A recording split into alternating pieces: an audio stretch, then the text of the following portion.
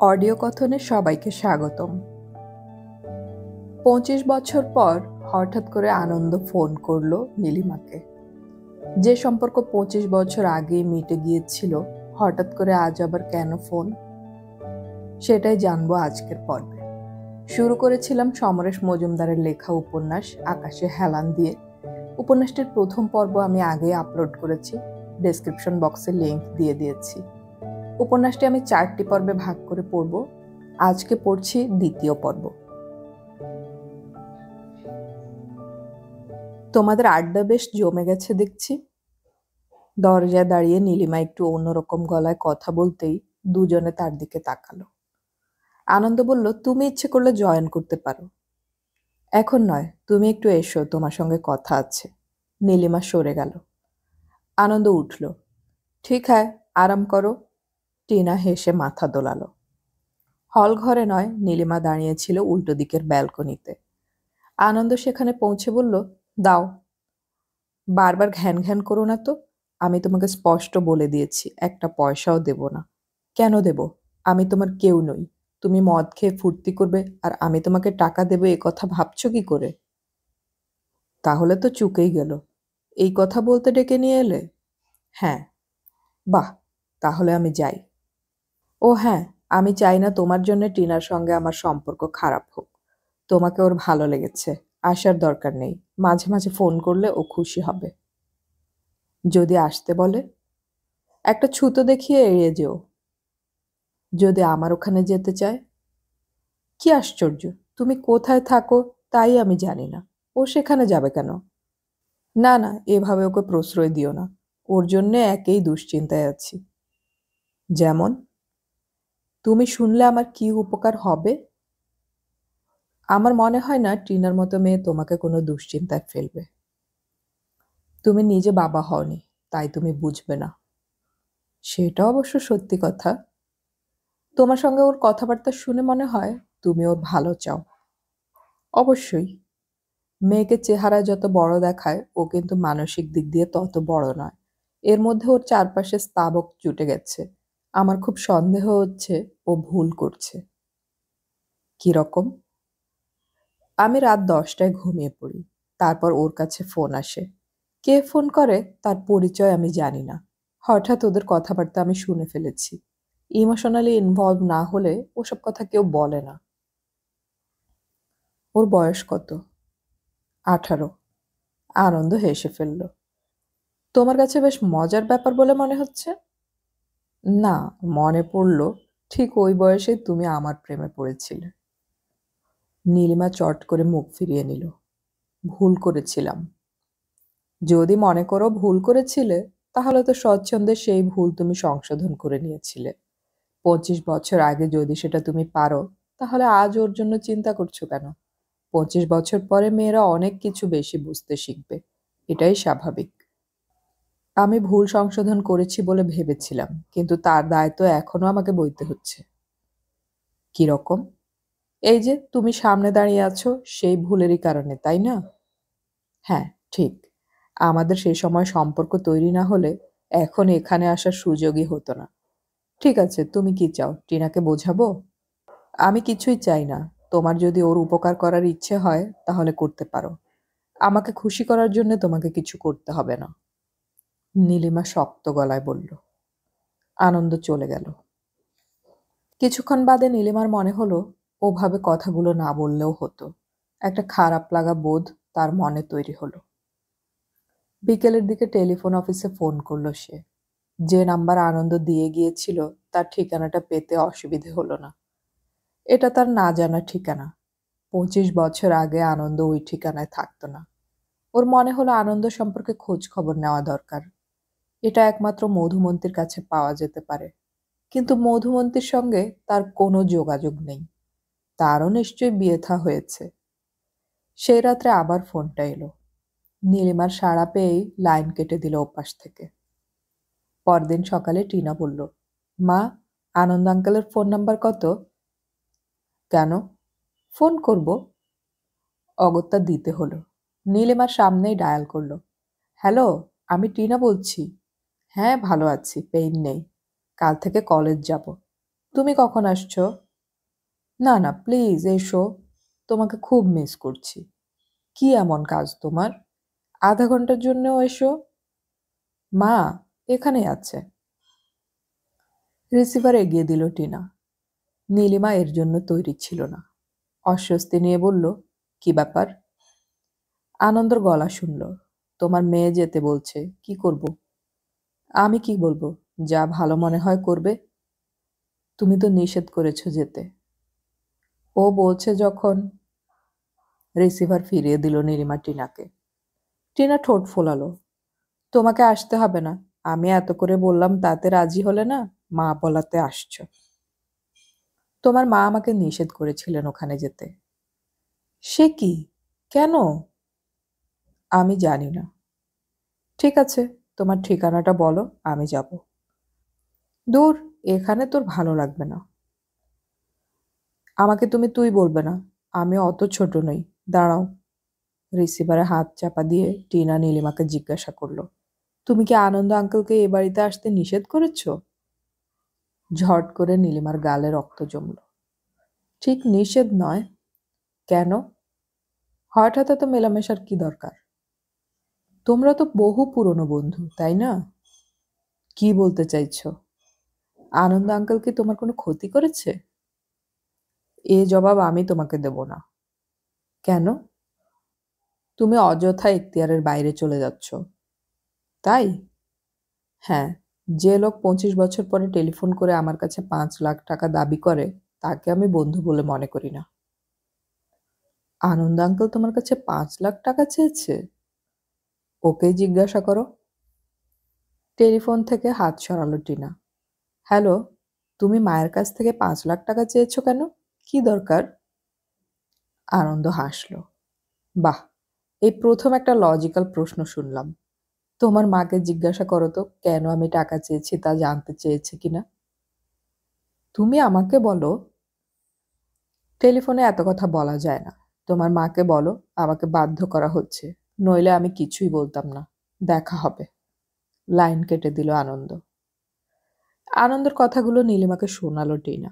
শুনিয়ে উঠে নিজের ঘরে চলে গেল। নীলিমার নিঃশ্বাস বন্ধ হয়ে আসছিল। তার অনুমান ঠিক। আনন্দের হাতে এমন কোনো অস্ত্র আছে যা তার জানা নেই। সেই অস্ত্র ও যদি প্রয়োগ করে এবং তার ফলে যদি এই সাজানো পৃথিবীটা ভেঙে চুরমার হয়ে যায় তাহলে?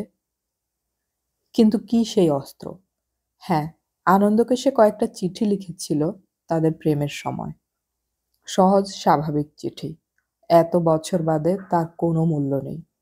যেদিন মধুমন্ত্রীর বাড়িতে শেষ দেখা হয়েছিল সেদিন এমন কোনো সাক্ষী ছিল না যে তাকে চেনে। তাহলে?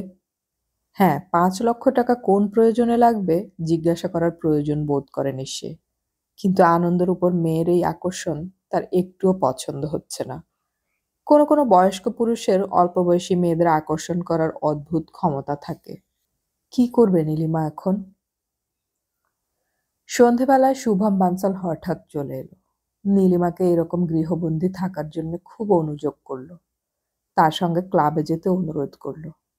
আচমকা নীলিমার মনে হলো, সত্যিই তো, এভাবে নিজেকে গুটিয়ে রাখার কোনো মানে হয় না। সে রাজি হলো। প্রসাধন শেষ করে প্রায় রাজেন্দ্রাণীর মতো শুভম বানসালের সঙ্গে তাদের পুরনো ক্লাবে চলে গেল আড্ডা মারতে।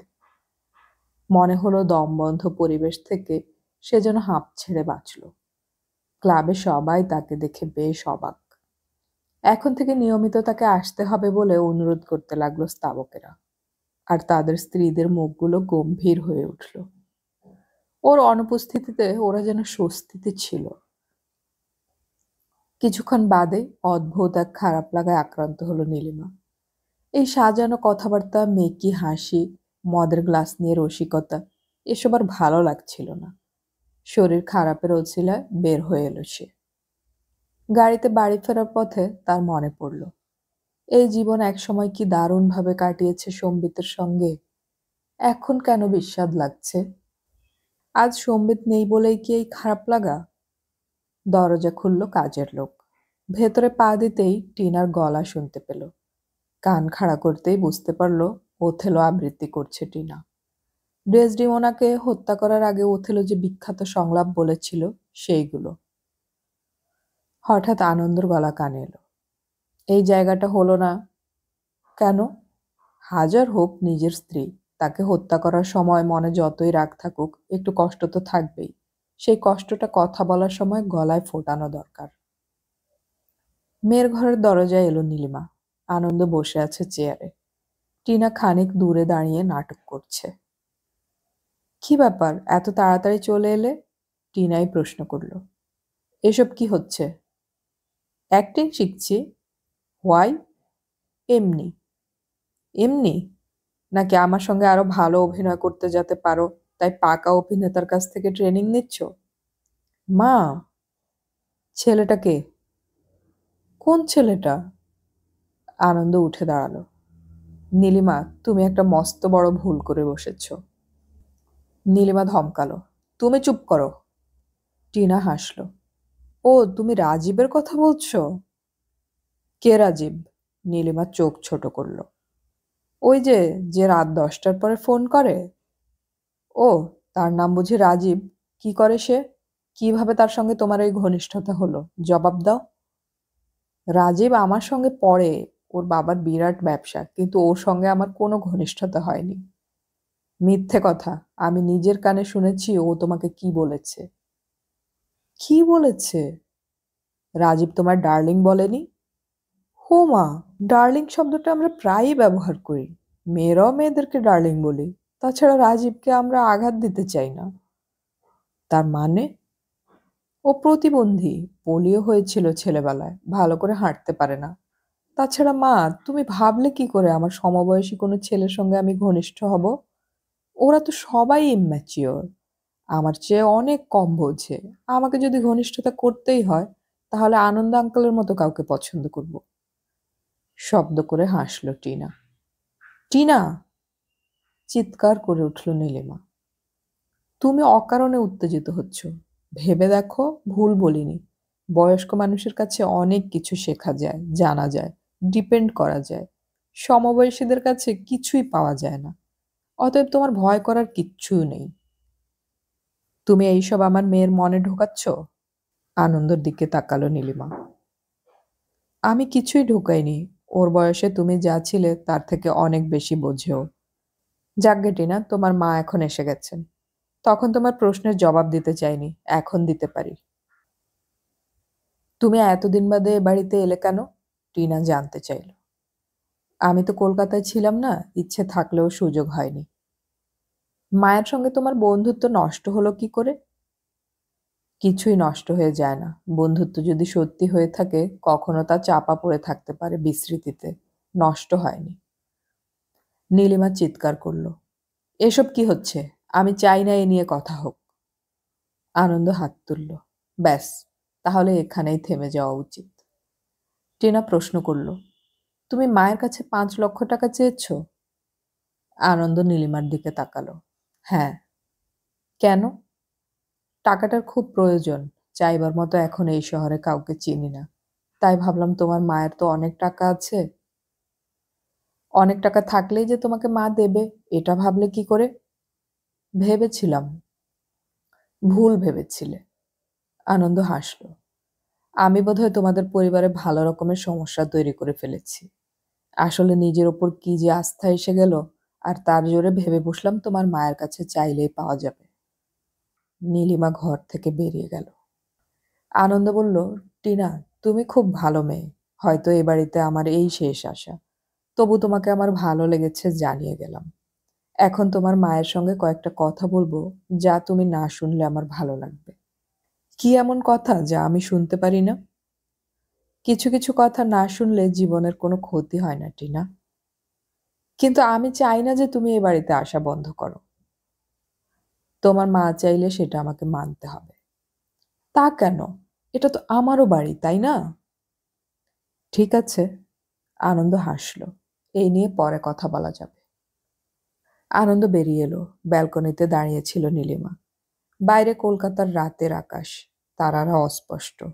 মাটির সব ধোঁয়া বোধহয় আকাশটায় জড়িয়েছে। আনন্দ নীলিমার পাশে এসে দাঁড়ালো। তুমি না চাইলেও এবার বোধহয় উত্তরটা আমার দেওয়া দরকার নীলিমা। আমি একটি আশ্রমের সঙ্গে যুক্ত। কিছুই করতে পারি না, তবু যখন অনুরোধ আসে তখন চেষ্টা করি যাতে কিছু করা যায়। ওরা থ্যালাসেমিয়া আক্রান্ত বাচ্চাদের চিকিৎসা করেন, যাদের অভিভাবকদের তেমন কোনো রোজগার নেই। এখন একই সঙ্গে 4টে বাচ্চা খুবই অসুস্থ হয়ে পড়েছে। টাকাটা আমি ওদের জন্য চেয়েছিলাম। ঝোঁটেতে মুখ ঘোরালো নীলিমা। বিশ্বাস করি না, এই গল্প বিশ্বাস করার মতো নয়। স্বাভাবিক, এই সময় ওই একটা কাজ যথাযথভাবে করতে পেরেছে। মানুষের মন থেকে বিশ্বাস করার ক্ষমতা কেড়ে নিয়েছে স্বচ্ছন্দে। তবে তাদের নাম ধাম লেখা এই কার্ডটা নিয়ে টেলিফোন করে দেখতে পারো, বোধহয় অবিশ্বাস কমবে। আনন্দ বলল, ওই কার্ডটা ছাপাতে আর কি টাকা লাগে? মিথ্যেবাদী যারা, তারা এখন অনেক প্ল্যান করে এগোয়। 5 লাখ টাকার জন্য এর চেয়ে অনেক বেশি প্ল্যান করা যায়। ঠিক আছে, দেখি। হঠাৎ ছো মেরে নেওয়ার মতো হাত বাড়িয়ে কার্ড নিয়ে সোজা চলে গেল নীলিমার টেলিফোনের কাছে। ডায়াল করলো। হ্যালো, এটা কি নতুন জীবন? কার্ডের নামটা পড়ল নীলিমা। ও আচ্ছা, আপনাদের এই প্রতিষ্ঠান কি ধরনের কাজ করে থাকে?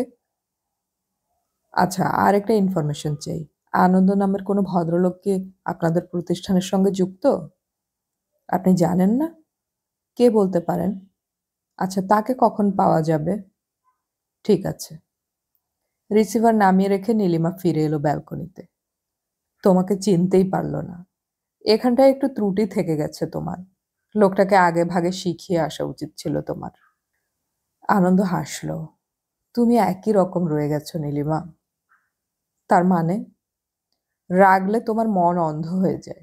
যে লোকটি ফোন ধরেছিল সে হয়তো রাতের কর্মী, সাধারণ কর্মী। আমার সঙ্গে তার যোগাযোগ থাকার কথা নয়। আমি ওই আশ্রমের সঙ্গে যুক্ত, কিন্তু ওখানকার কোনো শ্রেণীর কর্মীদের মধ্যে পড়ি না। অতএব আমাকে চিনতে না পারাটা অস্বাভাবিক নয়। তোমার উচিত ছিল প্রেসিডেন্ট, সেক্রেটারি অথবা এক্সিকিউটিভ কমিটির কোনো মেম্বারের সঙ্গে কথা বলা। আনন্দ কেটে কেটে উচ্চারণ করল। তুমি তো আমার কাছে 5 লাখ টাকা চেয়েছ। তোমার উচিত ছিল ওইভাবে না বলে ডোনেশন চাইছো বলা। না, আমি ডোনেশন চাইনি। তার মানে? আমি তোমার কাছে ক্ষতিপূরণ চেয়েছি, দৃঢ় গলায় বলল আনন্দ। কিসের ক্ষতিপূরণ? আমার জীবনের। তোমার জীবনের কি ক্ষতি আমি করেছি যে তার জন্য আমাকে 5 লক্ষ টাকা ক্ষতিপূরণ দিতে হবে? আনন্দ পকেট থেকে একটা খাম বের করলো। সেটার দিকে তাকিয়ে বলল, আমি কখনো ভাবিনি এইসব তোমাকে দেখাতে হবে। আজ সকালেও মনে হয়নি। কিন্তু তুমি আমাকে বাধ্য করছো। খামটা বাড়ালো সে। পড়ো, তোমার গলায় শুনতে আমার ভালো লাগবে, প্লিজ। নীলিমা কাঁপা হাতে খাম থেকে চিঠি বের করলো। বেশ পুরনো হয়ে গেছে কাগজটা। আনন্দ, আজ আমি খুশি, খুব। যেদিন আমি বুঝেছিলাম তোমার সঙ্গে আমার মিলছে না, সেদিনই সরে যেতে চেয়েছিলাম। কিন্তু তুমি আমাকে কিছুতেই ছাড়তে চাইছিলে না। ভালোবাসা নামক একটা ইমোশনাল ঢেউ তোমাকে নাচিয়ে বেড়াচ্ছিল। কিন্তু আমি অ্যাম্বিশাস, অল্পে সন্তুষ্ট নই। তোমার সঙ্গে সারাটা জীবন জড়িয়ে থাকা আমার পক্ষে প্রায় আত্মহত্যা করার শামিল। তোমার প্রেমে পড়ার আগে সেটা বুঝিনি। তুমি শান্ত দিঘির মতো, কিন্তু আমার চাই সমুদ্র। তাই ভুল সংশোধন করতে চাইলাম। তোমাকে সরাতে বাধ্য হলাম, একটা গল্প বানাতে। তোমার কাছ থেকে সরে এলাম। শুরু হলো সিঁড়ি দিয়ে আমার উপরে ওঠার জীবন। তোমার সঙ্গে সম্পর্ক শেষ। কিন্তু শেষ কি হলো? খবর পেতাম সব। শুনলাম আমার কাছে আঘাত পেয়ে তুমি তা ভোলার জন্য আরেকজনের সঙ্গে ঘনিষ্ঠ হয়েছ। শুনে ঈর্ষায় জ্বলে গেলাম। আমি যাকে বাতিল করেছি তাকে কেন আরেকজন গুরুত্ব দেবে? অতএব তীর ছুড়লাম। আর এক গল্প বানিয়ে পাঠালাম তোমার নব্য প্রেমিকার কাছে। মেয়েটা কি বোকা, যাচাই না করেই বিশ্বাস করলো। এখন সত্যি বলছি, তোমার জন্য একটু খারাপ লাগছে। সুজাতা। ঠোঁট কামড়ালো নীলিমা। চিঠিটা পড়লে? অসম্ভব, এরকম চিঠি কোনো মেয়ে লিখতে পারে না। তার মানে আমি নিজেই লিখেছি বা কাউকে দিয়ে লিখিয়েছি? হয়তো। তাহলে আমার আর কিছু বলার নেই। তোমার কাছে আর আমি হাত পাতব না। ঠিকই তো, ঝর্ণা যদি নদী হয়ে যায় তাহলে আর কখনো পাহাড়ে ফেরে না। আমাকে একটু ভাবতে সময় দাও, নীলিমা গাঢ় গলায় বলল। আর কি ভাবার আছে? আমি সুজাতার সঙ্গে কথা বলবো। সুজাতা? সে কোথায় তাই আমি জানি না, আর তুমি যখন আমায় বিশ্বাস করো না তখন আর ওসব কথা বলে লাভ কি? আচ্ছা চলি। আনন্দ বেরিয়ে যাচ্ছিল, হঠাৎ পেছন থেকে টিনার গলা ভেসে এলো। আনন্দ আঙ্কেল, প্লিজ একটু দাঁড়াও।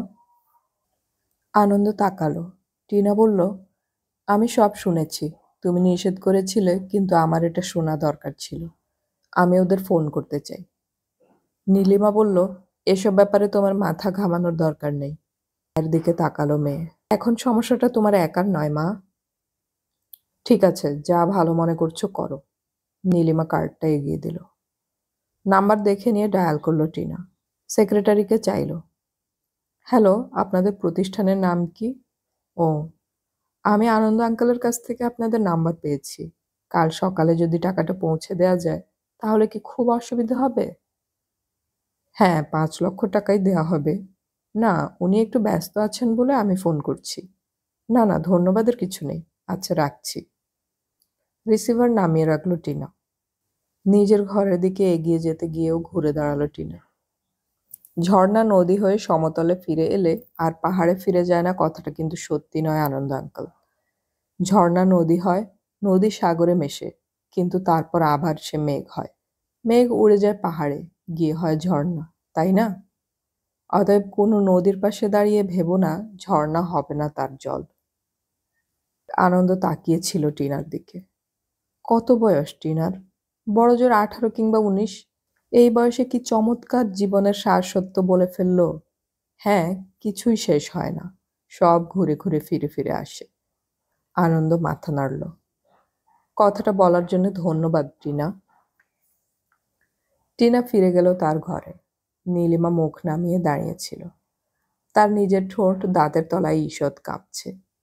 আনন্দ একটু ইতস্তত করল। তারপর বলল, আমি এলাম নীলিমা। নীলিমা কোনো কথা বলল না। আনন্দ বেরিয়ে গেল চুপচাপ। গত রাতে আনন্দ মদ্যপান করেনি, করতে ইচ্ছেও করেনি। অন্য রাতে সে মদ্যপান করে ঘুমের জন্য। 3টে পেগ শরীরে যাওয়ার পর এক ধরনের ঝিমুনি শুরু হয়, যা স্বচ্ছন্দে ঘুম ডেকে আনে। গত রাতে বাড়ি ফিরে সে কিছুক্ষণ চুপচাপ বসেছিল। সদ্য তরুণী হওয়া একটা মেয়ের সংলাপ তাকে এমন আচ্ছন্ন করে রেখেছিল যে নেশা করার কথা মনেও আসেনি। কত রাত পর্যন্ত সে জেগেছিল খেয়ালই নেই। তারপর একসময় শুয়ে পড়েছিল। ঘুম ভাঙল কেউ বন্ধ দরজায় শব্দ করায়। বিরক্ত হয়ে দরজা খুলে আনন্দ অবাক হয়ে গেল। তুমি? এলাম, আপত্তি আছে? নীলিমা জবাব দিল। না না, কিন্তু। আনন্দ তার ঘরের দিকে তাকালো। চারপাশে অগোছালো, নোংরা হয়ে আছে। এই ঘরে নীলিমার মতো অর্থবতী সুন্দরীকে বসানো যায় না। সে বলল, একটা টেলিফোন করলে আমি চলে যেতাম। তাতে তো আমার আশা হতো না। এখানে আসাটা কি খুব জরুরি ছিল? হ্যাঁ, সুজাতার লেখা চিঠিটা তুমি কাল নিয়ে আসোনি। চিঠিটা ব্যাগ থেকে বের করে এগিয়ে ধরল নীলিমা।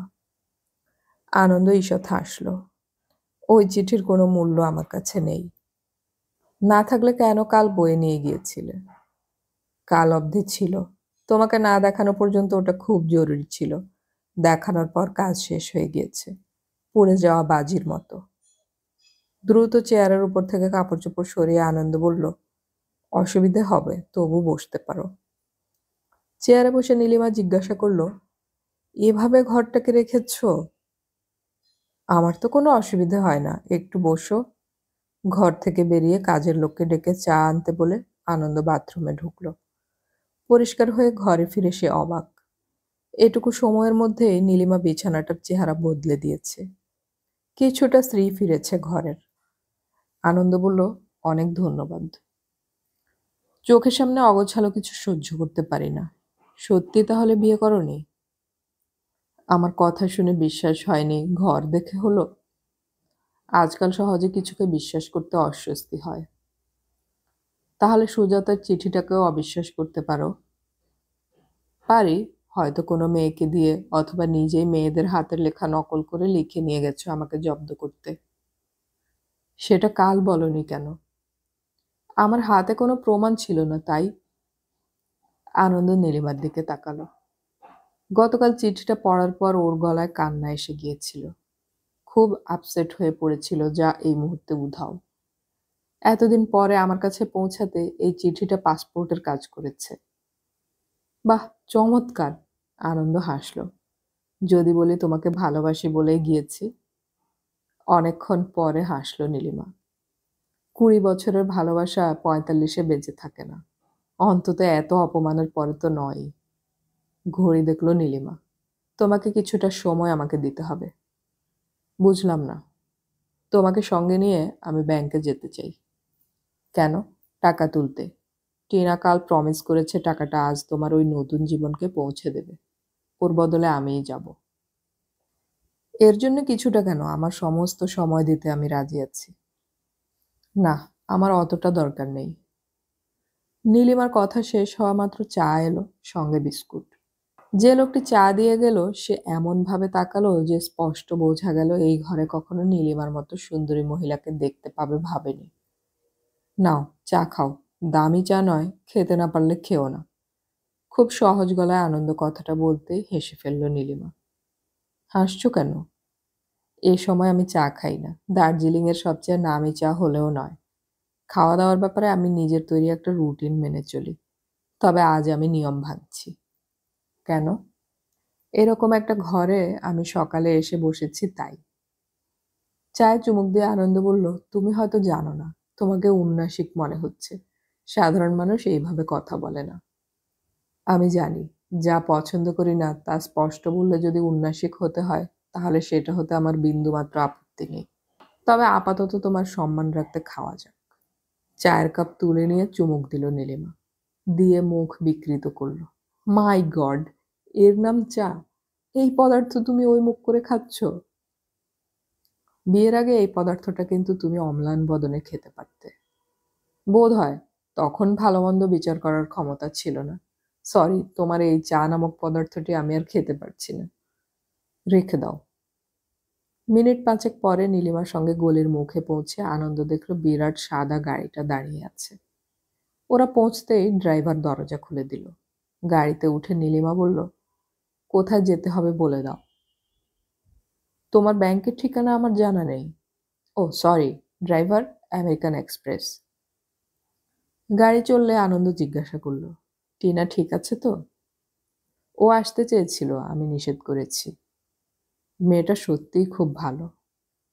তোমার মনের মতো কাজ করেছে, ভালো তো লাগবেই। তুমি কি মনের বিরুদ্ধে এটা করছো? নীলিমা জবাব দিল না। আনন্দ উত্তরের জন্য জোর করল না। জোর করলে নীলিমা যদি হ্যাঁ বলে তাহলে টাকাটা নতুন জীবনে পৌঁছে দিতে তার বিবেকে লাগবে। অনেক কিছু বিপক্ষে যাচ্ছে জানা সত্ত্বেও একটা আড়াল রাখলে সেটা উপেক্ষা করা যায়। আজকাল 5 লক্ষ টাকা কিছুই নয়। কোনো নোটিশ ছাড়াই তৎক্ষণাৎ তোলা যায়। মাত্র 10টি বান্ডেল। নতুন নোট, তাই সহজেই নীলিমার ব্যাগের মধ্যে ঢুকে গেল। 500 টাকার 1000টা নোট। এই নীলিমাকে সে কখনো চিনত না। যেভাবে ইংরেজি বাংলা মিশিয়ে কায়দা করে কথা বলল, ব্যাংকের অফিসাররা যেরকম খাতির করলেন তাতে মনে হলো গত 25 বছর একটা মানুষকে একদম বদলে দিয়েছে। ওকে কাউন্টারে যেতে হলো না। অফিসার নিজের ঠান্ডা ঘরে বসিয়ে টাকাটা এনে দিলেন। এই নীলিমা নিজের উপর প্রচণ্ড আস্থা রাখে। ব্যাংক থেকে বেরিয়ে গাড়ির দিকে যেতে যেতে নীলিমা হাসল। তোমার সামনে একটা দারুণ সুযোগ এসে গিয়েছে। আমার ব্যাগটাকে ছিনিয়ে নিয়ে যদি উধাও হয়ে যেতে পারো তাহলে 5 লক্ষ টাকা পেয়ে যাবে। হঠাৎ এমন সুন্দর পরামর্শ? নীলিমা চকিতে তাকালো, কিন্তু কোনো কথা না বলে ড্রাইভারের খুলে ধরা দরজা দিয়ে গাড়িতে উঠে পড়ল। ড্রাইভারকে কোন পথ দিয়ে যেতে হবে তার নির্দেশ দিয়ে আনন্দ বলল, নীলিমা, ছিনতাই করার একটা বয়স আছে। সেই বয়সটাকে আমি অনেক কাল আগে পেছনে ফেলে এসেছি। এখন সেসব শুধুই ছায়া। নীলিমা কাঁধ ঝাঁকালো, মুখ ফিরিয়ে বাইরের দিকে তাকালো। শীতাতপ নিয়ন্ত্রিত রঙিন গাড়ির কাঁচ তার চোখের সামনে। ভেতর থেকে বাইরেটা স্পষ্ট দেখা যায়। সে মৃদু গলায় বলল, কোনো কোনো পুরুষের চেয়ে তার ছায়া খুব ভয়ঙ্কর হয়। খুব। অথচ 1.5 ঘন্টার মধ্যে সব বদলে গেল। 1.5 ঘন্টা বাদে আশ্রমাধ্যক্ষের সামনে যে নীলিমা বসেছিল তার চেহারা প্রায় নিরক্ত। মুখে কষ্টের ছাপ স্পষ্ট। সে নিচু গলায় বলল, আমি ভাবতে পারছি না, বিশ্বাস করুন, ভাবতে পারছি না। আনন্দ বসেছিল তার পাশে। আশ্রমাধ্যক্ষ জিজ্ঞাসা করলেন, কেন? এ কাদের দেখলাম? এইসব ফুটফুটে শিশু, এদের উপর এমন অবিচার ঈশ্বর কেন করছেন? কি অন্যায় করেছিল এরা? অধ্যক্ষ প্রবীণ মানুষ বললেন, কোনো অন্যায় করেনি। বেশিরভাগ ক্ষেত্রে এদের বাবা মায়ের রক্ত পরীক্ষা না করিয়ে বিয়ে দেওয়ার জন্য জন্মাবার পর এরা থ্যালাসেমিয়ার শিকার হয়েছে। এদেশের মানুষ ঠিকুজি মিলায়, বংশ পরিচয় দেখে, কিন্তু রক্ত পরীক্ষা করে না। করলে অনেক প্রাণ বেঁচে যেত। এরা বাঁচবে না না? কাতর গলায় প্রশ্ন করল নীলিমা। একটু আগে আশ্রমের অধ্যক্ষ ওদেরকে নিয়ে ফুলের মতো ফুটফুটে অথচ অসুস্থ শিশুদের দেখিয়ে এনেছেন। সঠিক চিকিৎসা হলে অবশ্য অনেক বছর বাঁচানো যায়, কিন্তু এই চিকিৎসা এত ব্যয়বহুল যে সাধারণ মানুষের পক্ষে বহন করা সম্ভব নয়। কোনো কোনো ইঞ্জেকশনের দাম 1,000 টাকা। এখন যে 4টি শিশু মৃত্যুর সঙ্গে লড়ছে, তাদের জন্য টাকার ব্যবস্থা করে দেবেন বলে আনন্দবাবু প্রতিশ্রুতি দিয়েছিলেন। শেষ পর্যন্ত ওর অনুরোধে আপনি এগিয়ে এসেছেন জেনে আমরা কৃতজ্ঞ, অধ্যক্ষ বললেন। নীলিমা জিজ্ঞাসা করল, এই যে এত খরচ আপনারা কি করে সামলান? অধ্যক্ষ বললেন, আমাদের ক্ষমতা কোথায়? আপনাদের কাছে হাত পাতি, 10 জনের মধ্যে একজন এগিয়ে এলে কিছুটা উপকার হয়। হয়তো দেরি হয়ে গেল না? আনন্দের দিকে তাকালো Nilima. Better late than never. আপাতত আপনাকে একটা রসিদ দিচ্ছি, পরে কাগজপত্র পাঠিয়ে দেব, যা দেখালে আপনি আয়কর থেকে রেহাই পাবেন। অধ্যক্ষ টাকা গুনে নিয়ে ক্যাশিয়ারকে দিলেন। তখনই লোক ছুটল ইঞ্জেকশনের ব্যবস্থা করতে। অধ্যক্ষ বললেন, আমাদের প্রয়োজন রক্ত, পথ্য, ইঞ্জেকশন। ব্লাড ব্যাংকের পুরনো রক্ত নয়, তাজা রক্ত। এই ফ্রেশ ব্লাডের ডোনার পাওয়া খুব মুশকিল। আনন্দবাবু তো গত 6 মাসে 2 বার দিয়েছেন। আনন্দ বলল, আমার কথা থাক। অধ্যক্ষ বললেন, থাকবে কেন? নীলিমা দেবী, ইনি কিন্তু আমাদের দৈনন্দিন কাজের সঙ্গে নিজেকে যুক্ত করেননি, কিন্তু এগিয়ে আসেন প্রয়োজন হলেই। আপনি হয়তো জানেন না, ওর সারা জীবনের সঞ্চিত অর্থ উনি এখানকার শিশুদের চিকিৎসার জন্য দিয়ে দিয়েছেন। আনন্দ বলল, আপনি অন্য প্রসঙ্গে কথা বলুন। নীলিমা অবাক হয়ে আনন্দের দিকে তাকিয়েছিল। আনন্দ উঠে দাঁড়ালো। চলুন, ওকে আটকে রাখা ঠিক নয়। নীলিমাকে তার ফ্ল্যাটে পৌঁছে দিল আনন্দ। অবশ্য তার দরকার ছিল না। এত বড় গাড়ি, বিশ্বস্ত ড্রাইভার নিয়ে যে কলকাতায় ঘোরাফেরা করে, তাকে পৌঁছে দেওয়ার দরকার পড়ে না। কিন্তু আজ নীলিমার পরিবর্তন স্পর্শ করেছিল আনন্দকে। এক ধরনের কৃতজ্ঞতা বোধে মনে হয়েছিল ওর সঙ্গে বাড়ি পর্যন্ত যাওয়া দরকার। এখন দুপুর গড়িয়েছে অনেকটাই। আনন্দ ফিরে যাচ্ছিল। নীলিমা বলল, এখন যেও না, এভাবে চলে গেলে আমার খারাপ লাগবে। কেন? আনন্দ অবাক হলো। তোমার তো স্নান খাওয়া হয়নি, এখানে খেয়ে যাও। কি দরকার, এসবে আমার অভ্যেস আছে। তুমি অভ্যস্ত হলেও আমি নই। তর্ক না করে আমার সঙ্গে উপরে চলো। অতএব উপরে উঠতে হলো। ফ্ল্যাটে ঢুকে নীলিমা জানল টিনা কলেজে গিয়েছে। আনন্দকে ড্রয়িং রুমে বসতে বলে সে কাজের লোককে ডেকে খাওয়ার ব্যবস্থা করতে বলল। তারপর নিজের ঘরে গিয়ে আলমারি খুলল। আনন্দর অস্বস্তি হচ্ছিল। নীলিমার এই পরিবর্তন যে আশ্রমের অধ্যক্ষের কথা শুনে হয়েছে, তাতে কোনো সন্দেহ নেই। নতুন জীবনের জন্য সে যা করেছে, তা তার ইচ্ছে হয়েছে বলেই করেছে। করতে আনন্দ হয়েছিল। এখন যদি ব্যাপারটা এমন দাঁড়ায় যে অসুস্থ বাচ্চাদের সুস্থ করতে নিজের যাবতীয় সঞ্চয় সে দিয়ে দিয়েছে, এই কথাটা সে নীলিমাকে শোনাতে আশ্রমের অধ্যক্ষের কাছে নিয়ে গিয়েছিল, তাহলে সেটা খুব লজ্জার ব্যাপার হবে। অধ্যক্ষ যে প্রসঙ্গটি তুলবেন তা সে ভাবতেই পারেনি। পারলে আগেই নিষেধ করত।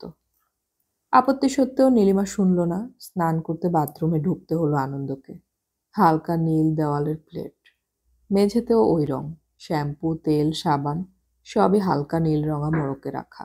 এমনকি তোয়ালেগুলো। হোটেলে যেমন বেশ কয়েকটি সাইজের তোয়ালে থাকে, এখানেও তাই। ইদানিং এমন বাথরুম ব্যবহার করার কথা ভাবতেই পারে না আনন্দ। তারপরে চোখে পড়ল ইস্ত্রি করা ধবধবে পাজামা পাঞ্জাবি রাখা আছে তার জন্য।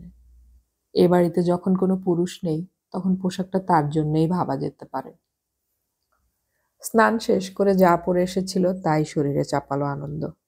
আয়নায় নিজেকে দেখে চুল আঁচড়ে যখন ঘরের বাইরে এলো, তখন নীলিমা চোখ কপালে তুলল। এ কি, পোশাক বদলাওনি? আবার ওগুলোই পরলে? আনন্দ হাসার চেষ্টা করলো। ঠিক আছি। ও, নীলিমার মুখে ছায়া জমল। তুমি ভুল বুঝেছ, ওগুলো সম্বিতের ব্যবহার করা পোশাক নয়। আমি কিছুই ভাবিনি, নিজের পোশাকেই স্বাচ্ছন্দ্য বোধ করি। একেবারে নতুন পোশাক তোমার জন্য বের করে দিয়েছিলাম। ব্যাপারটা আমার কাছে বোধগম্য হচ্ছে না। আমি এসে স্নান করতে পারি অনুমান করে তুমি নিশ্চয়ই ওগুলো কিনে আনোনি। না, কিনে এনেছিলাম সম্বিতের জন্যেই, কিন্তু ওগুলো ব্যবহার করার সুযোগ পায়নি ও। প্যাকেটেই পড়েছিল এতকাল। ম্লান গলায় বলল নীলিমা। কথা ঘোরাতে চাইল আনন্দ। স্নান করলে আমার খিদে বেড়ে যায়। অতএব ডাইনিং টেবিল, চমৎকার খাবার টেবিলে সাজানো। নীলিমা খায় মেপে। চর্বি বাড়বে, কোলেস্টেরল মাথাচাড়া দেবে, এমন খাবার সে ছোঁয় না। আনন্দ কিন্তু তোয়াক্কা করল না। তার ছেলেবেলায় ঠাকুরদার মুখে শোনা কথাটা মনে পড়ল। নেমন্তন্ন করে বোকারা, খায় বুদ্ধিমানেরা। অনেক দিন বাদে ভালো রান্না খেতে গিয়ে একটু বাড়াবাড়ি হয়ে গেল হয়তো। পেটে অস্বস্তি হচ্ছিল। আনন্দ সেটা সহ্য করতে লাগলো। খাওয়া শেষ করে সে বলল, বাহ, অনেকদিন পরে বেশ ভালো খেলাম। নীলিমা বলল, ছন্ন ছাড়া জীবনটাকে পাল্টে ফেললেই সমস্যা থাকে না? যার 25-এ হয়নি তার 50-এ হবে কি করে ভাবছো? যাকগে, গেস্ট রুমে চলো, একটু রেস্ট নাও। দূর, আমার এসব সহ্য হবে না, আমি এখন চলি। আনন্দ চলে গেছে অনেকক্ষণ, কিন্তু চুপচাপ বসেছিল নীলিমা। বহুদিন বাদে অন্যরকম একটা ভালো লাগায় আচ্ছন্ন হয়েছিল সে। বিনা দোষে রক্তের অসুখ যাদের মৃত্যুর দরজায় পৌঁছে দিতে চায়, তাদের বাঁচানোর যুদ্ধে সামিল হলে তৃপ্তি আসবেই। এতকাল তার জীবন যেভাবে কাটত, তাতে এই তৃপ্তির খবর তার জানা ছিল না। তার মতো অনেকেই নিজের এবং নিজের চারপাশের কয়েকজনের ছাড়া আর কারো কথা ভাবার অভ্যাস তৈরি করেনি। 5 লক্ষ টাকা কম নয়। ওটা কমে গেলে অবশ্য তার তেমন কিছু আসবে যাবে না, কিন্তু বাধ্য না হলে কমানোর কথা সে ভাবতেই পারে না। আজ টাকাটা কমে যাওয়ার পর মনে হচ্ছে, ওই 5 লক্ষ টাকার বিনিময়ে সে যে তৃপ্তি পেয়েছে তা অনেক বেশি মূল্যবান। কিন্তু সে কি নিজে এগিয়ে গিয়ে টাকাটা দিত? অসম্ভব। টিনা জোর করেছিল বলে সম্ভব হয়েছিল। আবার অন্য কোনো মানুষ যদি এসে ওই বাচ্চাগুলোর জন্য টাকা চাইতো, তাহলে টিনা কি 5 লক্ষ টাকা দিতে জোর করত? না, সে নিজে রাজি হতো। বড়জোর 5 কি 10,000 টাকা দিয়ে দায় নামিয়ে ফেলতো কাঁধ থেকে। কিন্তু আজ সেটা পারল না। এটা আনন্দের জন্যই সম্ভব হলো না। এর অর্থ আনন্দকে গুরুত্ব দিতে তারা বাধ্য হয়েছে, অথবা সে ক্ষতিপূরণ করতে চেয়েছিল। কিসের ক্ষতিপূরণ? ওকে ভুল বুঝে সরে এসেছিল বলে লোকটা বিয়ে করেনি। ছন্নছাড়া হয়ে ঘুরে বেরিয়েছে, পান করে শরীর নষ্ট করেছে। কে করতে বলেছে? কত মানুষ তো বিনা কারণে বিয়ে না করে জীবন কাটিয়ে দেয়। সে তো আনন্দকে বাধ্য করেনি মদ খেতে, নিজেকে কষ্ট দিতে। ওর শখ হয়েছে, করেছে। তার জন্যে ক্ষতিপূরণ দিতে হবে কেন? আর 25 বছরে যদি কোনো ক্ষতি হয়ও, সেটার দাম কি 5 লাখ টাকা? যত সব। সুজাতার চিঠিটায় তাকে নিয়ে ব্যঙ্গ করা হয়েছে। তখন কি এমন বয়স, শরীর সম্পর্কে কোনো ধারণাই ছিল না। হাসি পেল নীলিমার। এখন টিনারা স্কুল থেকেই যেসব শিক্ষা পায়, তাতে শরীরের সব রহস্য ওদের জানা হয়ে গিয়েছে। অন্তত থিওরিটা ওদের মুখস্থ। আর তাদের ছেলেবেলার বাংলা স্কুল ছিল একেবারে রক্ষণশীল। পাঠ্যসূচিতে শরীর সম্পর্কিত কোনো বিষয় ছিল না। বাড়িতে বড়রা ওই বিষয় নিয়ে কথাই বলতেন না। স্কুলের দিদিমণিরাও বিষয়টাকে নিষিদ্ধ করে রেখেছিলেন। কিভাবে সন্তান জন্মায় সে ব্যাপারে স্বচ্ছ ধারণা অনেকটা বয়স পর্যন্ত ছিল না নীলিমার। যা কিছু জ্ঞান লাভ, তা উঁচু ক্লাসে উঠে বন্ধুদের কাছ থেকে ভাষা ভাষা। কারণ তাদেরও একই দশা। মনে আছে শরৎচন্দ্রের চরিত্রহীন উপন্যাসে কিরণময়ী দিবাকরকে চুমু খেয়ে খিলখিল করে হেসে উঠেছিল। পড়ার পর তার মুখ লাল হয়ে গিয়েছিল। টিফিন পিরিয়ডে বান্ধবীর আনা বইটার ওই পাতাটা সবাই নিষিদ্ধ ফল খাওয়ার আনন্দে পড়েছিল। কানে শুনে বা বইতে চুমু খাওয়ার বর্ণনা পড়ে যে ধারণা তৈরি হলো, তা হাতে নাতে পরীক্ষা করার কথা কখনো কল্পনাও করতে পারত না সে। যে মেয়ের বাড়িতে উপন্যাস পড়াও বারণ, তাকে গল্প শুনতে হয় বান্ধবীর কাছে। ক্লাস 10-এই ওদের অনেকের বাস্তব অভিজ্ঞতা অল্প বিস্তর হয়ে গিয়েছিল। সেসব বলার সময় ওদের মনের অবস্থা পাল্টে যেত। নীলিমার জীবনে প্রথম পুরুষ আনন্দ। একটা অকথিত চুক্তি ছিল ওদের মধ্যে। শরীরের ত্রিসীমানায় ওদের প্রেম পৌঁছাবে না অবিবাহিত জীবনে। এতে মনে হতো প্রেমকেই সম্মান জানানো হচ্ছে। আনন্দ কখনো এ নিয়ে তাকে বিব্রত করেনি, বরং উদাসীন থেকেছে। কিন্তু সুজাতার কাছ থেকে খবর পাওয়ার পর সে যখন হতভম্ব হয়ে পড়েছিল, ভবিষ্যতের জীবন অনিশ্চিত হয়ে পড়েছিল, তখন মরিয়া হয়ে ভেবেছিল খবরের সত্যতা যাচাই করা দরকার। কিন্তু কিভাবে যাচাই করবে তা নিয়ে বিন্দুমাত্র ভাবেনি। মেয়েলি অনুভূতি যেমন জীবনের সব রহস্যের সঙ্গে মানিয়ে নেওয়ার চেষ্টা করে অথবা নিজের করে নেয়, ওই ইচ্ছেটা ছিল সেই রকমের। আনন্দ পুরুষত্বহীন সুজাতার এই অভিযোগ প্রমাণ করতে ওর কাছে একটিই পথ ছিল, কিন্তু আনন্দ সে পথে হাঁটতে রাজি হয়নি। আজ সুজাতার এই চিঠি পড়ে মনে হচ্ছে তার চেয়ে অনেক বেশি বুদ্ধিমতী ছিলেন ওই মহিলা। কিন্তু এ কি রকম? তার সঙ্গে বিয়ে হয়নি বলে একটা লোক অবিবাহিত থেকে গেল এতকাল। এ তো ইচ্ছে করে চাপ সৃষ্টি করা। নীলিমা সোজা হয়ে বসল। কেউ চাপ সৃষ্টি করলেই সে তা নিতে যাবে কেন? ব্যাপারটা উপেক্ষা করলেই তো চুকে যায়। নীলিমা টেলিফোনের বোতাম টিপল।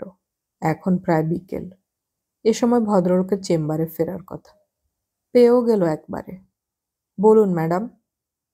আপনার সঙ্গে আলোচনা করার সময় পাইনি, বিশেষ অনুরোধে 5 লক্ষ টাকা ডোনেট করতে হয়েছে আমাকে, নীলিমা বলল। 5 লক্ষ? ইনকাম ট্যাক্স লয়ারের গলায় বিস্ময়। হ্যাঁ। কাকে ডোনেট করলেন? নতুন জীবন নামের একটি সংস্থাকে, যারা থ্যালাসেমিয়া আক্রান্ত শিশুদের জন্য লড়াই করছে।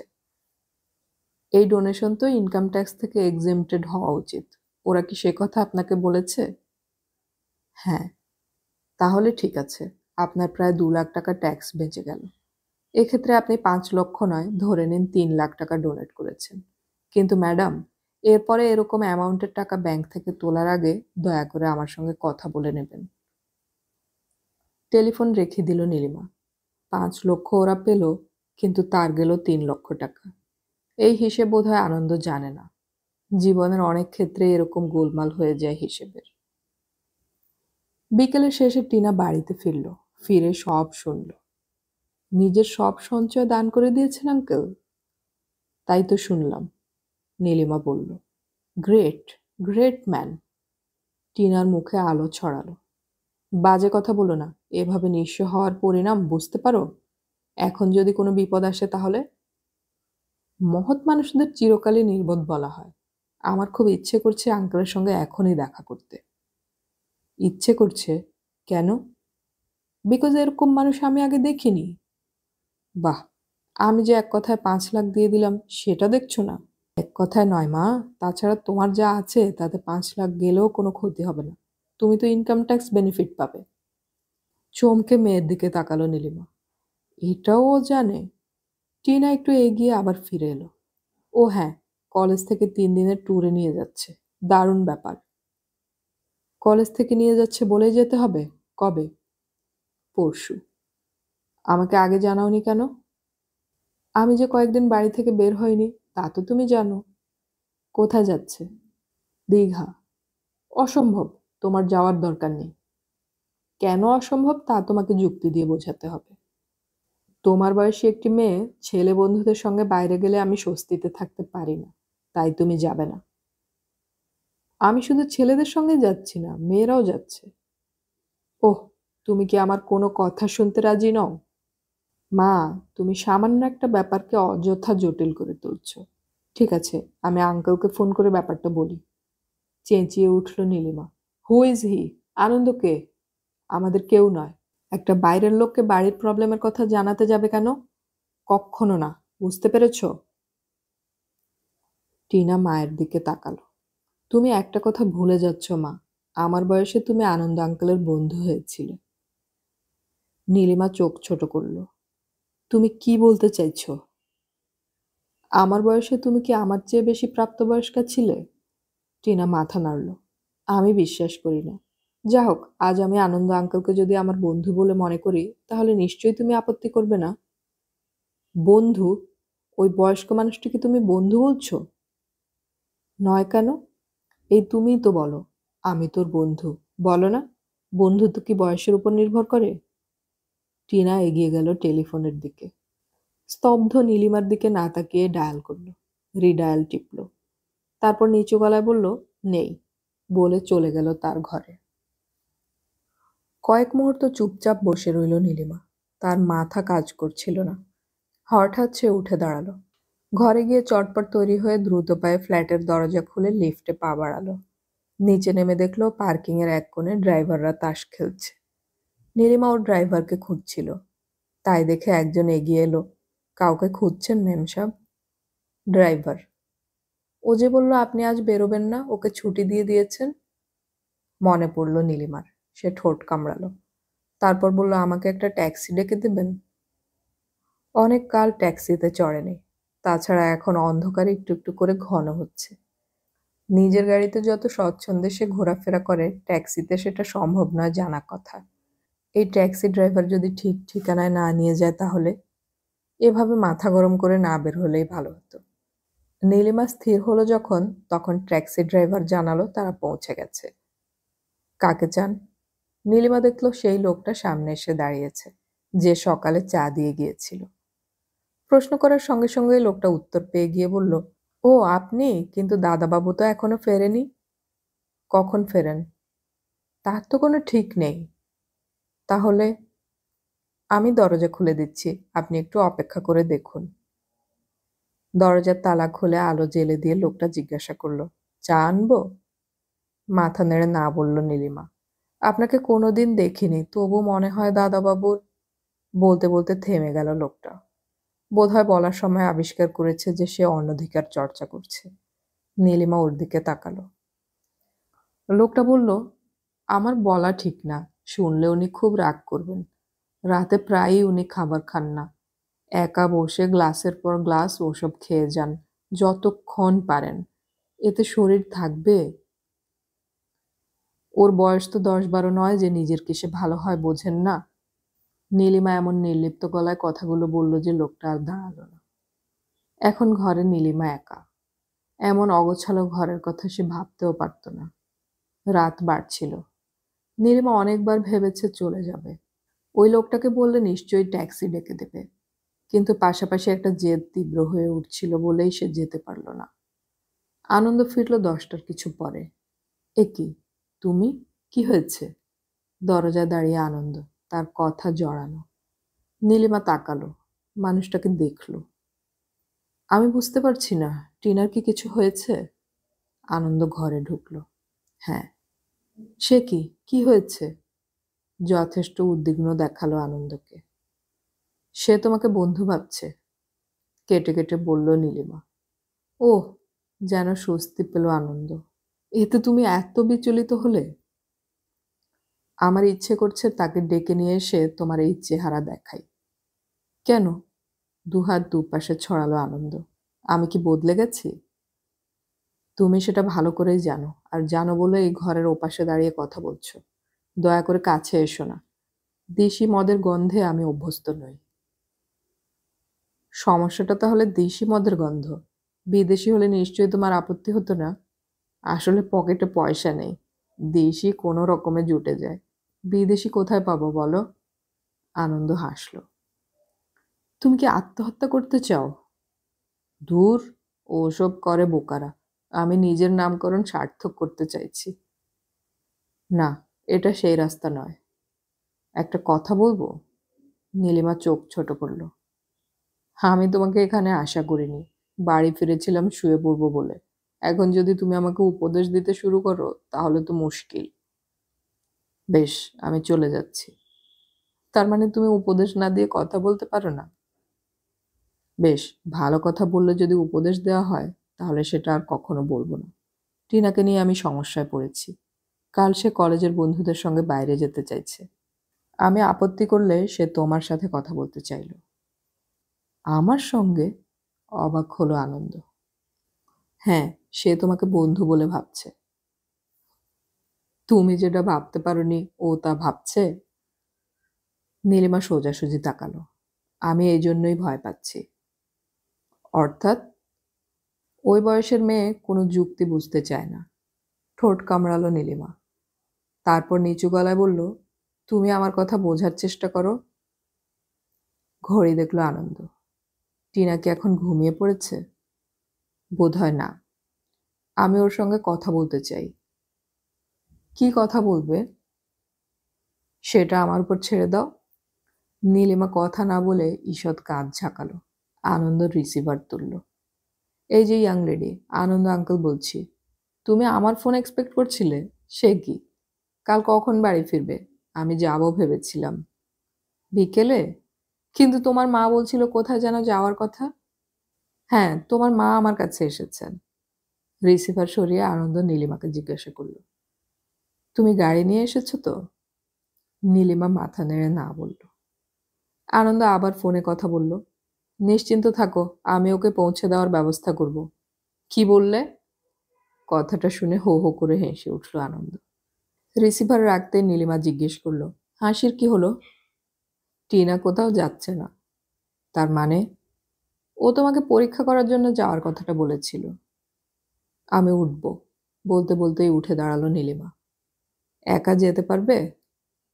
চেষ্টা করব। একটা ট্যাক্সি নিশ্চয়ই রাস্তায় গেলে পাওয়া যাবে। যেতে পারে, কিন্তু এত রাতে একা কোনো মহিলা ট্যাক্সিতে গেলে যেসব বিপদের সামনে পড়েন তা নিশ্চয়ই তোমার জানা আছে। আছে, কিন্তু আমি কেয়ার করি না। তাছাড়া আমি যে বয়সে পৌঁছেছি তাতে সেই ভয় করার কোনো কারণ নেই। নীলিমা দরজার দিকে এগোলো। তাই? মুশকিল হলো তোমাকে দেখে বাইরের লোক বুঝতে পারবে না কথাটা। চলো, আমি একজন নিরীহ ট্যাক্সিওয়ালার সন্ধান করাই।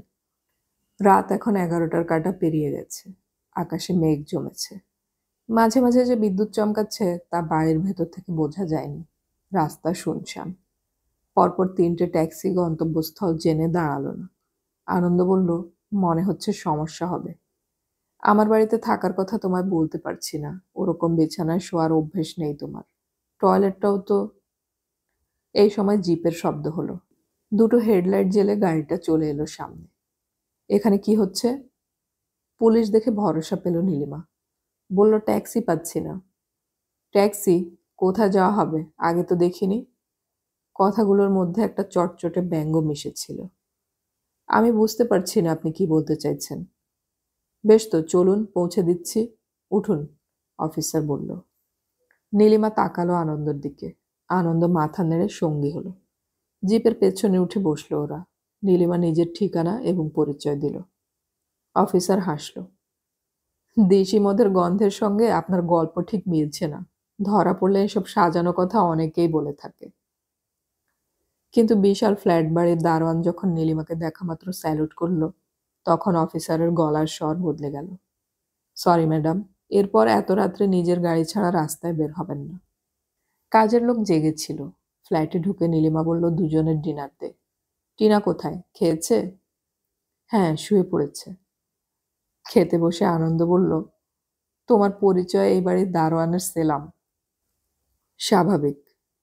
অল্প খেয়ে উঠে দাঁড়ালো আনন্দ। এবার আমায় যেতে হবে। যাবে মানে?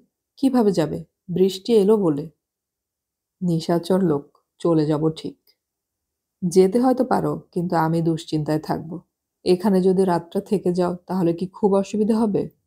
আমি তোমাকে পছন্দ বা অপছন্দ যাই করি না কেন, অতিথিকে তো আর চলে যেতে বলতে পারি না। আমি অতিথি নই। হ্যাঁ, তুমি আমায় সাহায্য করতে এসেছিলে।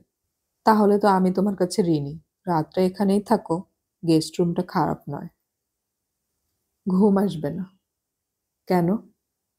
সন্ধেবেলায় খাওয়া মদের নেশা হাওয়া হয়ে গিয়েছে। মদ না খেলে ঘুম আসবে না? এক একদিন ওরকম হয়। ঠিক আছে, তুমি ওই ঘরে যাও, আমি মদ দিয়ে যাচ্ছি।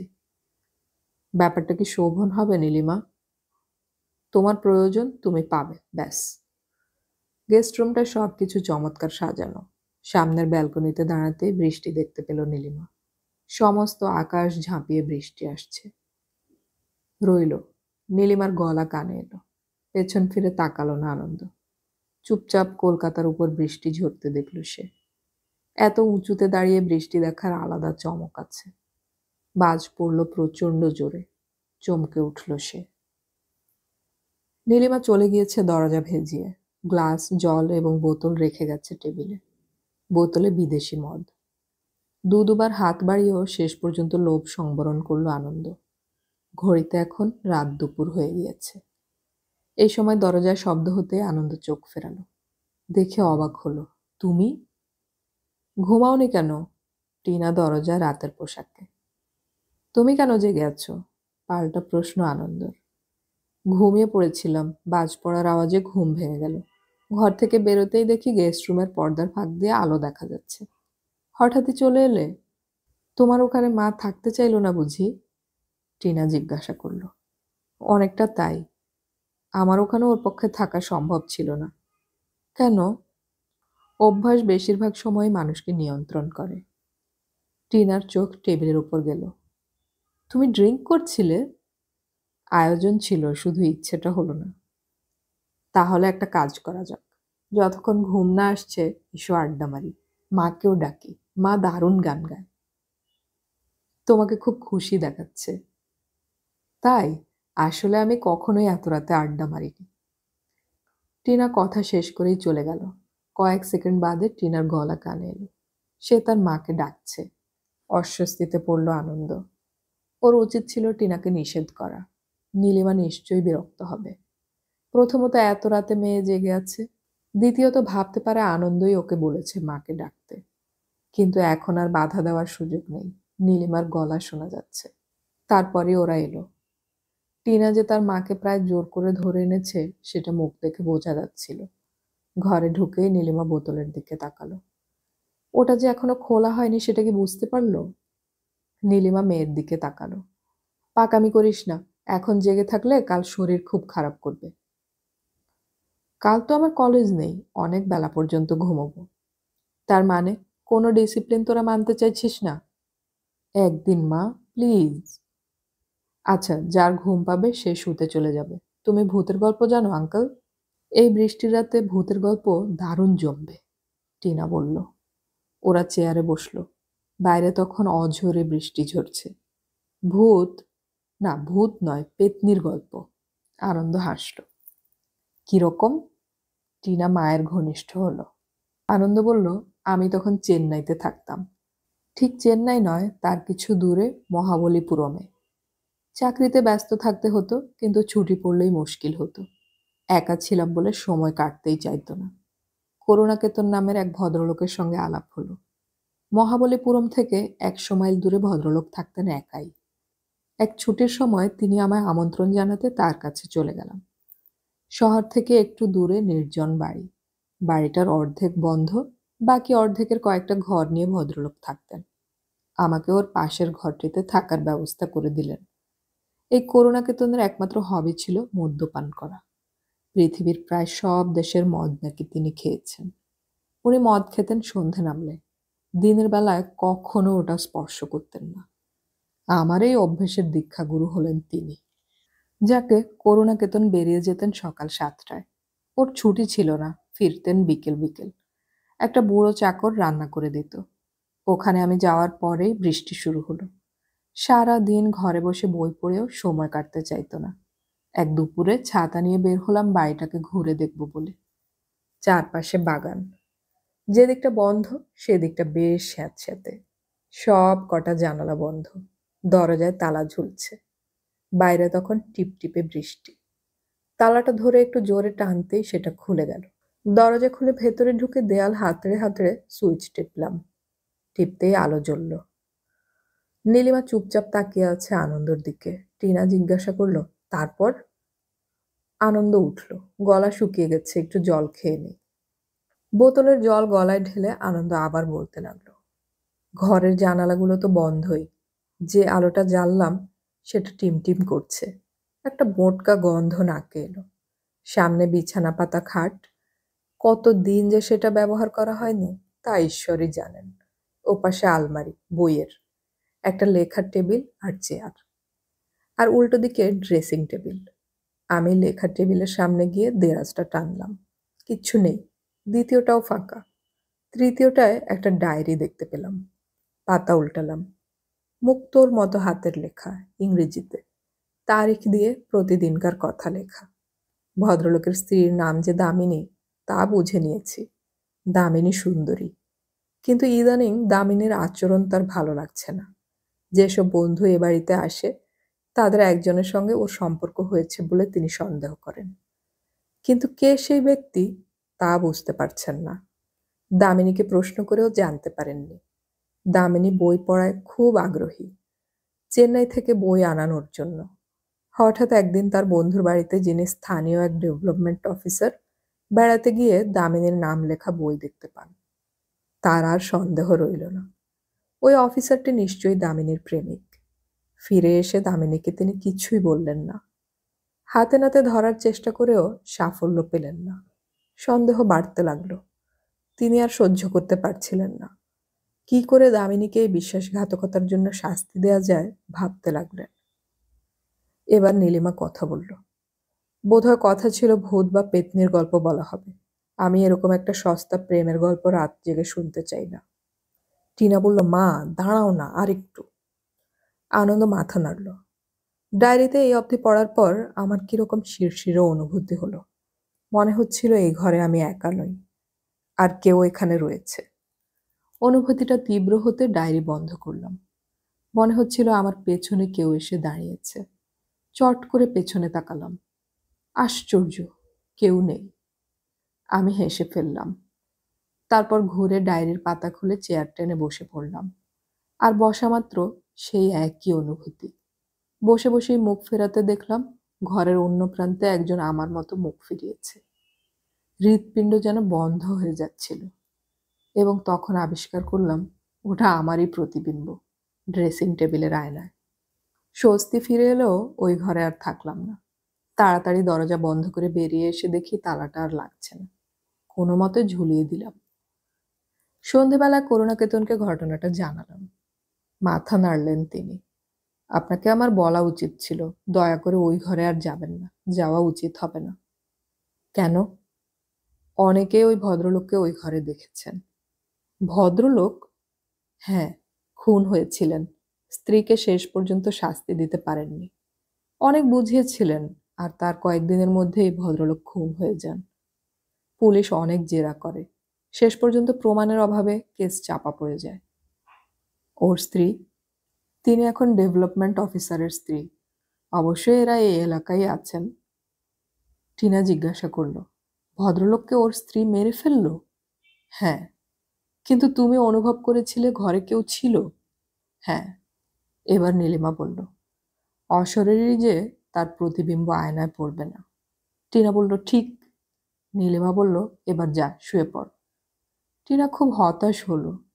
এ কিরকম পেত্নির গল্প, জমল না। তোমার গল্পে পেত্নির কোনো হদিশই পেলাম না। আনন্দ হাসল। আছে, আড়ালে আড়ালে, পরে ভেবে দেখো। টিনা উঠে দাঁড়ালো, যাই, এরকম একটা বোরিং গল্প শুনে ঘুম পাচ্ছে। Good night everybody. টিনা বেরিয়ে গেল ঘর থেকে। কিছুক্ষণ চুপচাপ।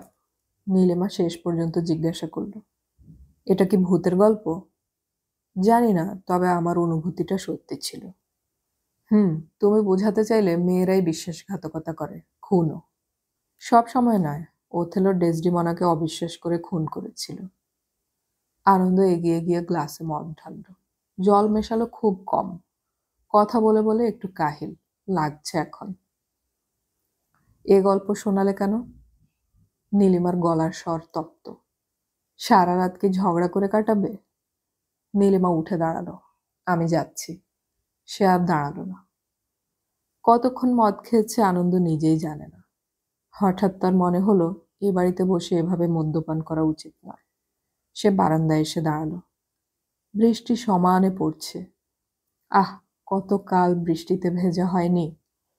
বয়স বাড়লে মানুষ অনেক কিছু করতে পারে না, হয়তো ইচ্ছেটাও মরে যায়।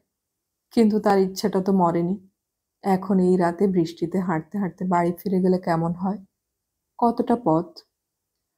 আনন্দ বের হলো। বিলিতি মদ বলেই হয়তো বেশি পান করা সত্ত্বেও নেশাটা হালকা। বাসার ঘরে ঢুকতেই বিদ্যুৎ চমকালো। এই ফ্ল্যাট এখন গভীর ঘুমে তলিয়ে গেছে। সে দরজার দিকে এগোলো স্খলিত পায়ে। এই সময় পেছন থেকে গলা ভেসে এলো, চাপা ও সতর্ক গলা। কোথায় যাচ্ছ? তুমি এখনো জেগে আছো? আনন্দ অবাক। আমার প্রশ্ন এড়িয়ে যেও না। নীলিমার গলা একটু উঠল। না, এড়াবো না। অনেককাল বৃষ্টিতে ভিজিনি, একটু ভিজে আসি। মাতলামি করো না দয়া করে, ঘুমিয়ে পড়ো। মাতলামি? তাই, এখন রাত 2টো বেজে গেছে। এ সময় তুমি নিচে নামলে দারোয়ানরা অবাক হবে। এমার্জেন্সি ছাড়া এ বাড়ির কোনো বাসিন্দা এত রাতে নিচে নামবে না। তোমাকে দেখে ওরা বুঝবে মাতাল হয়ে আছো। তুমি যে আমার সঙ্গে এ বাড়িতে ঢুকেছো তা ওরা জানে। অতএব কাল সকালে আমাকে নিয়ে যে আলোচনা হবে তা আমি বরদাস্ত করব না। তুমি গেস্ট রুমে ফিরে যাও। হুকুম দেওয়ার গলায় কথা বলল নীলিমা। কি আশ্চর্য, তোমার কোনো স্বাধীনতা নেই? 5 জনে কি বলবে সেই ভয়ে গুটিয়ে আছো? এটা তো গ্রামের মানুষের ক্ষেত্রে হয়। তুমি ইচ্ছে করলেও এখন বৃষ্টিতে ভিজতে পারবে না। ভাবা যায়? আনন্দ যেন নিজের সঙ্গে কথা বলল। প্লিজ আনন্দ, তুমি আর আমাকে জ্বালিও না। ভিজতে হয় কাল সকালে এ বাড়ি থেকে বেরিয়ে যত খুশি ভিজো, প্লিজ। আনন্দ হাসল আপন মনে। তারপর ধীরে ধীরে গেস্ট রুমের দিকে চলে গেল। কিন্তু দরজায় পৌঁছেই সে ঘুরে দাঁড়ালো। কিন্তু আমার প্রশ্নের উত্তরটা দিলে না তো? কি প্রশ্ন? দূরের আলো আঁধারিতে দাঁড়ানো নীলিমা জানতে চাইল। এত রাতে তুমি কেন জেগে আছো? ইচ্ছে করে জাগেনি, ঘুম আসছিল না, শব্দ শুনে বেরিয়ে এলাম। শব্দ? কোনো শব্দ কি হয়েছিল নীলিমা? নেশা করে আছো, শুনবে কি করে? মাথা নাড়ল আনন্দ। না, তুমি পাহারা দিচ্ছিলে। আমাকে এখানে থেকে যেতে বলাটাও যেমন ঠিক, আমাকে বিশ্বাস না করে পাহারা দিয়ে যাওয়াটাও বেঠিক নয়। ঠিক আছে, আমি ঘুমোতে যাচ্ছি, গুড নাইট। পাথরের মতো দাঁড়ানো নীলিমা দেখল টলতে টলতে আনন্দ বিছানায় লুটিয়ে পড়ল। ঘুম ভাঙার পর শরীরের পরিচর্যা করে ঘরের বাইরে পা দেওয়া দীর্ঘদিনের অভ্যেস নীলিমার। যখন স্বামী বেঁচে ছিল, কলকাতার বড় বড় ক্লাবে সুন্দরী হিসেবে তার প্রতিষ্ঠা ছিল, তখন এটা খুব জরুরি বলে মনে হতো। কোমরে 1 ফোঁটা বাড়তি চর্বি জমবে না, দ্বিতীয় চিবুকের আভাসও যেন না থাকে। চামড়ায় টান টান ভাবটা সঠিক রাখা অবশ্যই দরকার। তার জন্য আসন, বরফ ঘষা, হিমদুধ খাওয়া থেকে নিয়মিত ফেসিয়াল করা সবই অভ্যেসের মধ্যে চলে এসেছে।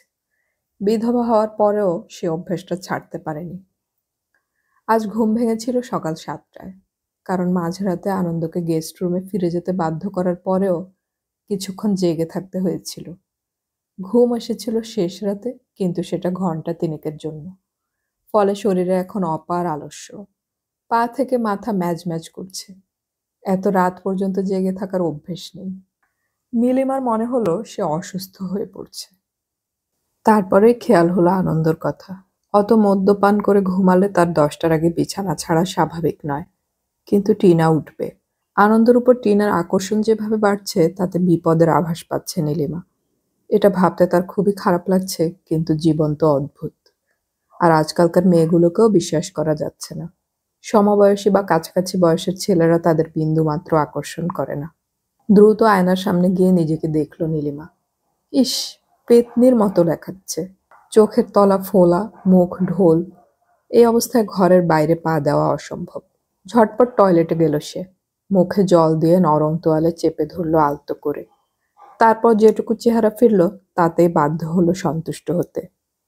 পোশাক পাল্টে ঘরের দরজা খুলল। বসের ঘরে সোফায় কাত হয়ে শুয়ে টিনা খবরের কাগজ পড়ছে। এখন ওর পরনে কালো শর্টস আর গেঞ্জি। মেয়ের সাদা পা দেখে মাথা গরম হয়ে গেল নীলিমার। আজ প্রথমবার মনে হলো এটা অসভ্যতা। টিনা এই পোশাক প্রায়ই বাড়িতে পরে, কিন্তু এর আগে নীলিমার কখনো মনে হয়নি ওকে খারাপ দেখাচ্ছে। কিন্তু আজ যখন আনন্দ ওকে এই পোশাকে দেখবে তখন। নীলিমাকে দেখে টিনা বলল, গুড মর্নিং। মর্নিং। এখানে কি করছো? কাগজ পড়ছি, দেখছো তো। নিজের ঘরে কাগজটা নিয়ে গিয়ে পড়ো। কেন? আমি তো রোজ এখানেই পড়ি, তুমি দেরিতে ওঠো তাই জানো না। আহ টিনা, আর্গুমেন্ট করা তোমার স্বভাব হয়ে গেছে। প্রত্যেকটা ঘর বিশেষ কাজের জন্য ব্যবহার করাই নিয়ম। অনন্ত। নীলিমা ডাকল। কাজের লোকটি বেরিয়ে এলো সামনে। ওই সাহেব ঘুম থেকে উঠলেই চা দিবি। কোন সাহেব? অনন্ত জিজ্ঞাসা করল। আহ, তোরা কি অন্ধ? গেস্ট রুমে কেউ ঘুমাচ্ছে তা দেখিসনি? আঙ্কেল চলে গিয়েছে, টিনা জানালো। চলে গিয়েছে? কখন? জানি না, ঘুম থেকে উঠে দেখতে পাইনি। সে কি, তোমার সঙ্গে কোনো কথা হয়নি? বললাম তো দেখিনি, কথা হবে কি করে? টিনা উঠে দাঁড়ালো। স্ট্রেঞ্জ। নীলিমা আর দাঁড়ালো না, দ্রুত নিজের ঘরে ফিরে গেল। লোকটাকে কাল রাতে জোর করে ঘরে ঢুকিয়ে দেওয়ার পরেও ভোরে কাউকে না বলে চলে গেল। এ বাড়ির দারোয়ানরা অবশ্য ভোরে ভোরেই ওঠে, কিন্তু সেটাও তো বাইরে যাওয়ার সময় নয়। নীলিমার ইচ্ছে করছিল ফোন করে গায়ের জ্বালা মেটাতে, কিন্তু সে মাথা নাড়ল। যে যেতে চায় তার চলে যাওয়াই ভালো। ঝট করে মাথা ধরে গেল। এখন অ্যাসপিরিন খাওয়া দরকার। খালি পেটে সেটা খাওয়া উচিত নয়। এই সময় কাজের মেয়ে ট্রেতে চা বিস্কুট নিয়ে এলো। নীলিমা জিজ্ঞাসা করল, সাহেব যখন চলে যায় তখন তুই কি করছিলি? আমি ঘুমিয়েছিলাম, জানতে পারিনি। মেয়েটি মাথা নিচু করল। ঠিক আছে, যা। সকাল 10টায় টেলিফোন বাজলো। চুপচাপ বিছানায় শুয়েছিল নীলিমা। সে ঠিক করলো বাজুক, ফোন ধরবে না। নির্ঘাত এই ফোন আনন্দর। চলে যাওয়ার জন্য হয়তো ইনিয়ে বিনিয়ে দুঃখ প্রকাশ করবে। লোকটার সঙ্গে কথা বলতে বিন্দু মাত্র ইচ্ছে করছিল না তার। রিং হয়েই চলছে। এক সময় সেটা থামল, আর তারপরেই দরজায় নক। মা?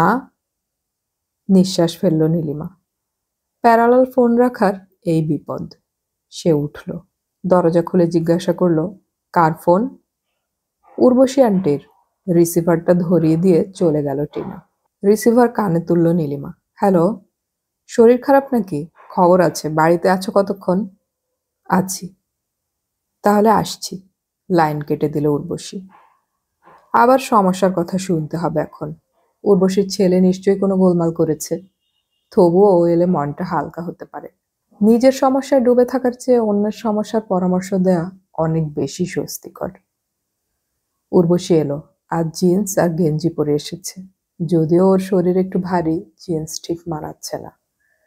দেখা হওয়া মাত্রই উর্বশী জিজ্ঞাসা করল, কি হয়েছে তোমার? কিছু না। কেন? মুখটা অন্যরকম লাগছে। ভালো ঘুম হয়নি, বয়স হচ্ছে তো। বাজে কথা বলো না। এখনো তোমার কি ডিমান্ড? নিজেকে গুটিয়ে রেখেছ তাই, না রাখলে পাগল হয়ে যেতে। উর্বশী বলল। নীলিমা বলল, তাহলে যে যে পাগল হওয়ার কোনো বাসনা নেই আমার। এই সময় টিনা বেরিয়ে এলো তার ঘর থেকে। Hi aunty. হাই। মা, যাচ্ছি। কখন ফিরবে? 5টার মধ্যেই। By aunty. টিনা চলে গেল। তুমি খুব লাকি, উর্বশী বলল। কিরকম? অত বড় মেয়ে, তার উপর সুন্দরী, অথচ তোমাকে কোনো সমস্যায় ফেলেনি। নীলিমা হাসল। কি খাবে বলো? বিয়ার খাওয়াবে? বিয়ার? হঠাৎ? বিয়ার খেলে তো মোটা হয়ে যাবে। একদিন খেলে কিচ্ছু হবে না। কাঁধ ঝাঁকালো উর্বশী। নীলিমা ওকে নিয়ে এলো বেডরুমে। এখানে সচরাচর বাইরের কাউকে সে আনে না। ফ্রিজ থেকে বিয়ার বের করে বিয়ার জাগে ঢেলে এগিয়ে দিল সে।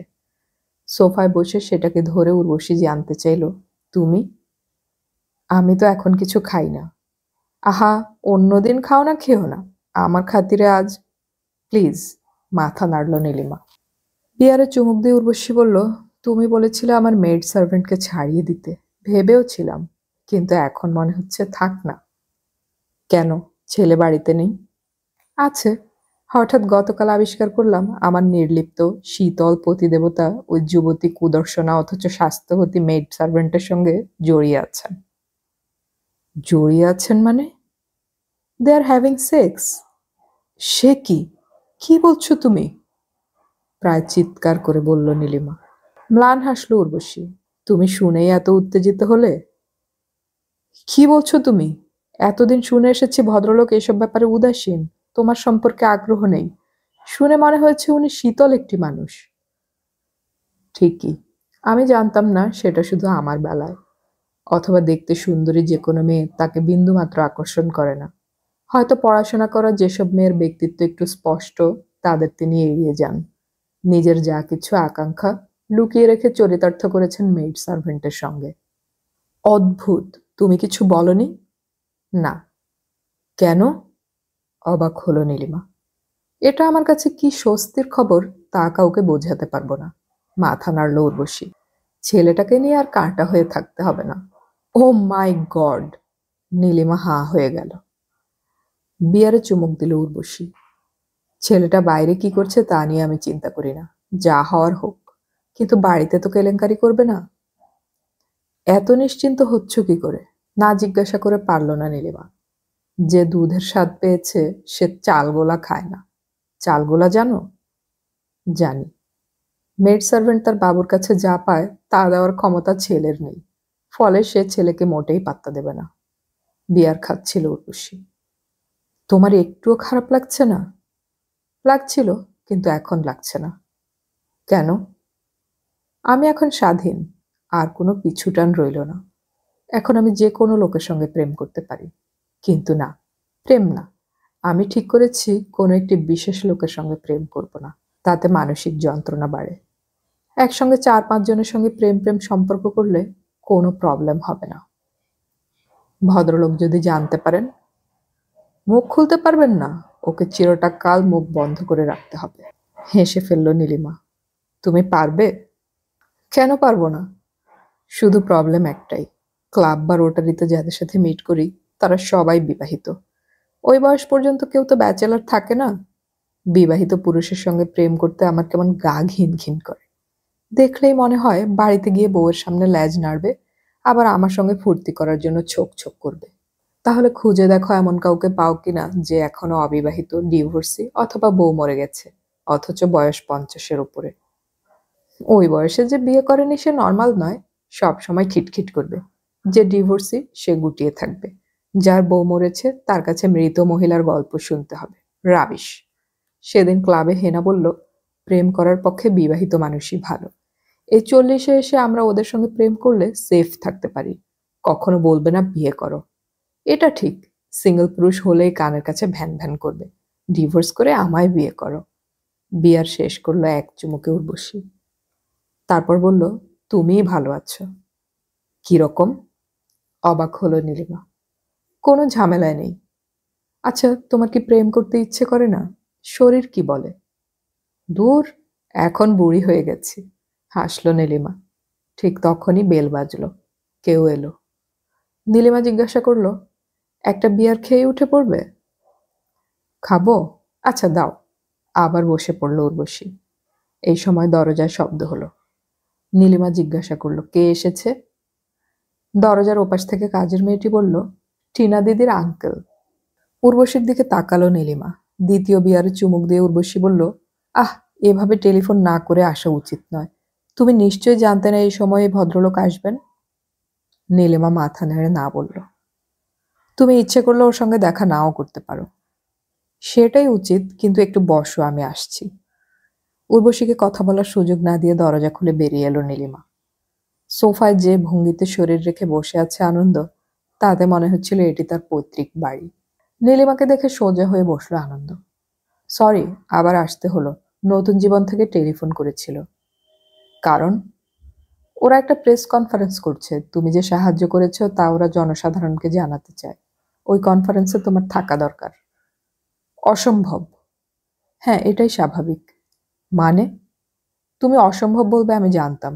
ওরা এতবার অনুরোধ করলো যে আমি তোমাকে না জানিয়ে পারলাম না। এটা জানানোর জন্য কষ্ট করে এলে কেন? টেলিফোন তো ছিল। ও, তাও বটে। এ বাড়িতে তোমাকে থাকতে বলে বোধহয় অন্যায় করেছিলাম, তাই চোরের মতো চলে গিয়েছো তুমি। সেটা যখন পেরেছো তখন না আসাটাই উচিত ছিল। আর তোমার আশ্রমকে বলো, যদি আমার সঙ্গে কোনো প্রয়োজন হয় তাহলে যেন এখানেই যোগাযোগ করে। তুমি আমার লোকাল গার্জিয়ান নাও। কঠোর গলায় কথাগুলো বলে গেল নীলিমা। মনে থাকবে। টিনা আছে? এ সময় যে তার বাড়িতে থাকার কথা নয় তা তুমি জানো। আনন্দ একটু ঝুঁকে বলল, নীলিমা, আমাকে তোমার বন্ধু বলে ভাবতে ইচ্ছে করে না?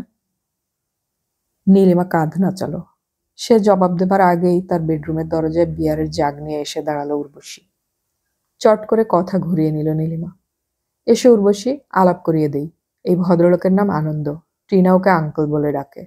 আর এ হলো উর্বশী, ওর স্বামী আর আমার স্বামী বন্ধু ছিলেন। দুলতে দুলতে এগিয়ে এলো উর্বশী, বলল, হাই। উঠে দাঁড়ালো আনন্দ। নমস্কার করে বলল, কেমন আছেন? আমি ফাইন, কিন্তু পরিচয়টা বুঝলাম না। আপনি কি টিনার প্রাইভেট টিউটর? ব্যাপারটা দুটো অস্বস্তিতে ফেললো নীলিমাকে। এই ঘরে পান করার রেওয়াজ নেই। সে বলল, আমরা বোধহয় ভিজিটার্স রুমে গিয়ে বসে কথা বলতে পারি। সে এগিয়ে যেতে বাকি দুজন বাধ্য হলো অনুসরণ করতে। দ্বিতীয় অস্বস্তিটা উর্বশীর প্রশ্ন নিয়ে। কি পরিচয় দেবে সে আনন্দের? এককালের প্রেমিক? টিনার কথা বলে এড়িয়ে যেতে চেয়েছিল সে, উর্বশী ঠিক ধরে ফেলল। বড় সোফায় আনন্দর পাশে বসলো উর্বশী। ততক্ষণে তার বিয়ার শেষ হয়ে গেছে। জাগটা উঁচিয়ে বলল, আরেকটা। ওহ নো, উর্বশী তোমার নেশা হয়ে যাবে।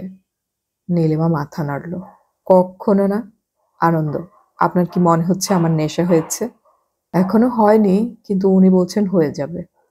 চ্যালেঞ্জ, আপনি শুরু করুন, কে বেশি খেতে পারে দেখি। যে হেরে যাবে তাকে উইনারের হুকুম শুনতে হবে। রাজি? উর্বশী শব্দ করে হাসল। এসব করার দরকার নেই, নীলিমা শক্ত গলায় বলল। ভয় পাচ্ছ? ভয় পেলে আমার কিছু করার নেই। হ্যাঁ আনন্দ, টিনা আপনাকে আঙ্কেল বলে ডাকে। কোথায় আলাপ হলো? উর্বশী জগটা নামালো। খুব বিরক্ত হচ্ছিল নীলিমা। সে বলল, বছর 10 আগে দিল্লিতে। 10 বছর আগে? তখন তো ও এইটুকুনি। হতাশ হলো উর্বশী। তাই তো, হাঁপ ছেড়ে বাঁচল নীলিমা। উনি কি করেন বললে না একবারও? উনি ইঞ্জিনিয়ার, কলকাতার বাইরে বাইরে ঘুরেছেন এতকাল, বিয়ে করেননি, যাকে বলে কনফার্মড ব্যাচেলার। নীলিমা পরিচয় দিল। আচ্ছা, আগে তো দেখিনি এখানে। খুব কম আসা হয়, সময় পাই না। আনন্দ কথা বলল। খুব ব্যস্ত? ইদানিং আমি একটু বেশি ঘুমাচ্ছি আর মদ খাচ্ছি। মাই গড, মদ খাওয়া আর ঘুম আপনার সব সময় কেড়ে নিচ্ছে? না, এভাবে বলতে আমি কাউকে শুনিনি। বিয়ে করেননি কেন? ভয় পেয়েছিলাম। মেয়েদের ভয়? রাবিশ। মেয়েদের নয়, নিজেকে। ইন্টারেস্টিং। কি ব্যাপার? আপনাকে বলা যাবে না। আহ, বাচ্চাদের মতো কথা বলবেন না। হঠাৎ নীলিমা উঠে দাঁড়ালো। তোমরা কথা বলো, আমি একটু আসছি। বলেই দ্রুত ঘর থেকে বেরিয়ে গেল নীলিমা। ওর যাওয়াটা দেখলো উর্বশী। তার চোখ বড় হলো। কি ব্যাপার? আপনি যেখানে আমিও সেখানে। হ্যাঁ বলুন, নিজেকে ভয় পাচ্ছিলেন কেন? আনন্দ চোখ বন্ধ করল। এই মহিলা যখন নাছোড়বান্দা তখন লজ্জা করার কোনো দরকার নেই। আমি ভয় পেয়েছিলাম কারণ মনে হয়েছিল আমি যৌন মিলনে সক্ষম হব না। মিছিমিছি আরেকজনের জীবন নষ্ট করার কোনো মানে হয় না। ঠোঁট টিপে কিছুক্ষণ আনন্দকে দেখল উর্বশী। কবে ভয় ভাঙল? হেসে ফেলল আনন্দ। সত্যি বলতে গেলে ভয় এখনো ভাঙেনি। এই যে ভয় পাচ্ছেন, এর পেছনে কি কোনো কারণ আছে? মাথা নাড়ল আনন্দ। 14 বছর বয়সে খবরের কাগজে একটি খবর পড়ি। মেয়েটি পুরুষত্বহীন স্বামীকে আবিষ্কার করার পর আত্মহত্যা করে। তখন তো এসব কথা উচ্চারণ করার কথা কেউ ভাবতেই পারত না। আমার মনে ভয়টা চট করে ঢুকে গেল। যদি আমার দশা ওই স্বামীটির মতো হয়, তাহলে কি করব? স্থির করলাম বিয়েই করব না। পুরো ব্যাপারটা তো ভুলও হতে পারে। হতেই পারে। আপনার ভয় ঠিক কিনা যাচাই করবেন না? কোথায় করব? কোনো মেয়েকে গিয়ে তো বলা যায় না। রেড লাইট এলাকায় যাওয়ার প্রবৃত্তি কখনো হয়নি। আর যদি যাচাই করে দেখতাম আমার ভয়টাই ঠিক, তাহলে তাহলে তো আত্মহত্যা করতে হতো। আপনার মতো মানুষ আমি জীবনেও দেখিনি। নিজেকে দেখে আমারও তাই মনে হয়। আপনি কখনো বা কেউ আপনার প্রেমে পড়েনি? যেই প্রেমে পড়েছে তাকে ভয়টার কথা বলেছি, অমনি সে সরে গিয়েছে। কে রিস্ক নিতে চায় বলুন? কেন নীলিমা? উনি প্রেম করতে পারেন নাকি? আমি জানি না, কিন্তু উনি প্রেমের উপর 8 ঘন্টা লেকচার দিতে পারেন। আনন্দ হাসল। ব্যাগ থেকে একটা কার্ড বের করলো উর্বশী। আপনাকে আমার খুব ইন্টারেস্টিং মনে হচ্ছে। আপনার ফোন এক্সপেক্ট করতে পারি? অবশ্যই, তবে কবে করতে পারবো জানি না। বেশ, তাহলে আপনার নাম্বার দিন, আমিই করব। এ ব্যাপারে নীলিমা দেবীর সঙ্গে কথা বলবেন না? কেন, নীলিমা আপনার গার্জিয়ান? জিজ্ঞাসা করা মাত্র নীলিমা ঘরে ঢুকলো বিয়ারের বোতল নিয়ে। নাও, যখন ইচ্ছে হয়েছে প্রাণ ভরে খাও। থ্যাঙ্কস, আপনাকে দেব আনন্দ? না, বিয়ার আমার সহ্য হয় না। তাহলে অন্য কিছু, ভদকা? না, আমার ওসব চলে না, আমি রাম ছাড়া কিছু খাই না। রাম? তোমার বাড়িতে কি রাম আছে? উর্বশী প্রশ্ন করলো নীলিমাকে। না। নীলিমা না বলে পারল না। আমি ভেবে পাচ্ছি না তুমি এখন এভাবে এনজয় করছো কি করে। এরকম ভয়ঙ্কর একটা ঘটনা ঘটে গেছে। আমার কাছে ওটা আশীর্বাদ, উর্বশী বলল। কি ব্যাপার? আনন্দ জিজ্ঞাসা করল। উর্বশীর স্বামী আজ ধরা পড়েছেন, তিনি মেড সার্ভেন্টের সঙ্গে ইনভলভড। ইচ্ছে করে বেঁকিয়ে কথাগুলি বলল নীলিমা।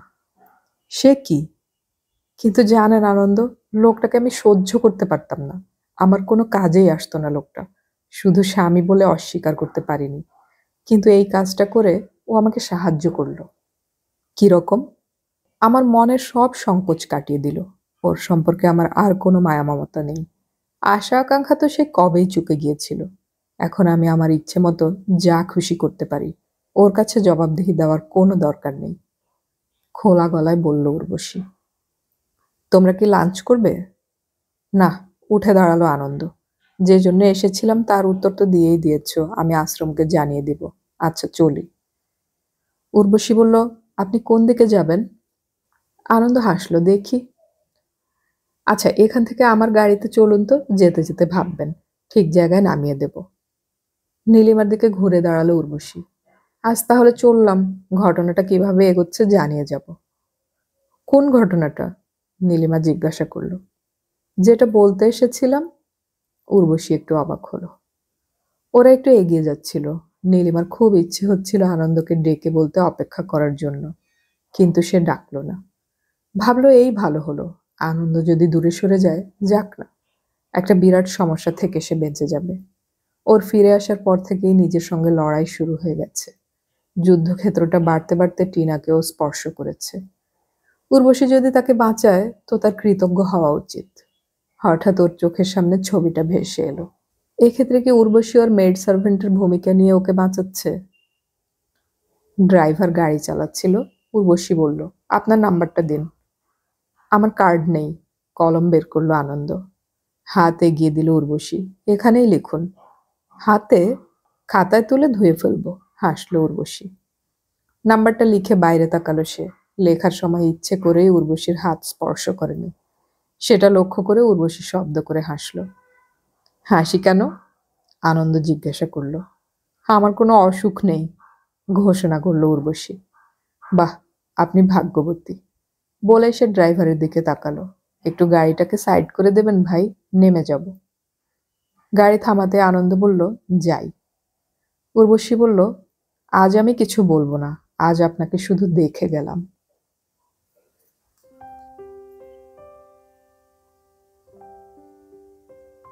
এতক্ষণ আমি পড়ে শোনালাম সমরেশ মজুমদারের লেখা উপন্যাস আকাশে হেলান দিয়ে এর দ্বিতীয় পর্ব।